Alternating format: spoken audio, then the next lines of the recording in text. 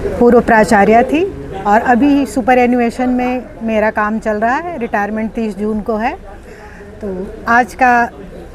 ये जो यहाँ पर मीटिंग बुलाई गई थी वो महिला विधेयक के संबंध में ही था कि सरकार जिसको पारित करा चुकी पहले ही 2023 में, उसके लागू करने के लिए पहले भी यही शर्त थी कि जनगणना के पश्चात यानी जातिवार जनगणना के पश्चात 2029 से इस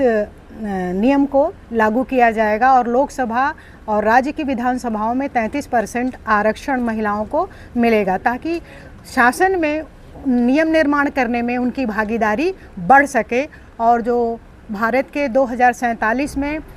विकसित भारत के अभियान को साकार कर सके। तो हमारे आप सभी जानते हैं कि देश की जो 50% आबादी है वो महिलाओं की है और महिलाएं आज देश के हर क्षेत्र में आगे हैं। जब उन्हें अवसर मिले हैं, शिक्षा के अवसर मिले हैं और सेवा के अवसर मिले हैं, तो सेवा के जिस क्षेत्र में भी हैं, शिक्षा के भी क्षेत्र में जो हैं, वो नए नए कीर्तिमान स्थापित कर रही हैं। आप देखेंगे कि हमारे इसरो की जो वैज्ञानिक महिलाएं हैं, उन्होंने चंद्रयान मिशन और मंगल मिशन में बहुत बढ़ चढ़ करके भाग लिया था और उनको सफल बनाने में भी उनकी बहुत ही महत्वपूर्ण भूमिका रही। विश्व में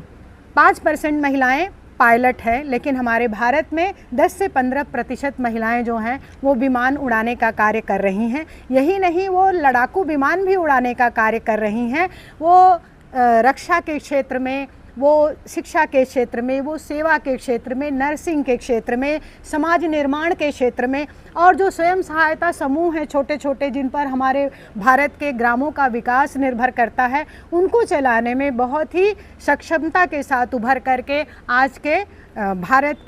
भारत के पटल पर वो सामने आई हैं। तो ये सारी जो प्रक्रियाएं हैं, हम कहेंगे वो आगे सुचारू रूप से चलती रहें और राजनीति में भी महिलाएं आएँ, ताकि नियम निर्माण में, कानून के निर्माण में भी उनकी भागीदारी सुनिश्चित हो सके। तो इसलिए एक विशेष अधिवेशन ये चल रहा है सदन का और उसमें लगातार विपक्ष और सत्ता में बैठे हुए लोग इस में जो भी कमियां हैं उन पर विचार कर रहे हैं और उसमें जो भी और चीज़ें हम ऐड कर सकते हैं उन पर विचार करेंगे। और निश्चित रूप से जिस दिन ये पूरी तरह से भारत में लागू हो जाएगा तो महिलाएं एक सुनहरे भविष्य की तरफ बढ़ेंगी और उनके साथ ही साथ हमारा भारत भी विकास के मार्ग पर बहुत ही तीव्र गति से अग्रसर होगा।